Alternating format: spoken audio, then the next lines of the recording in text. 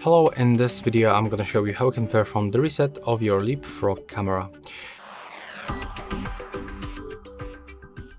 So all I have to do, first of all, you have to rotate your device and find this reset button, and you have to find a thin item that you can actually input inside. So I'm using the phone ejector. So we have to just put inside, and we have to press, and you will hear the click like you press on the button. So as you can see, when we did it like that, the camera will reset. And right now we can turn it on by holding the power button.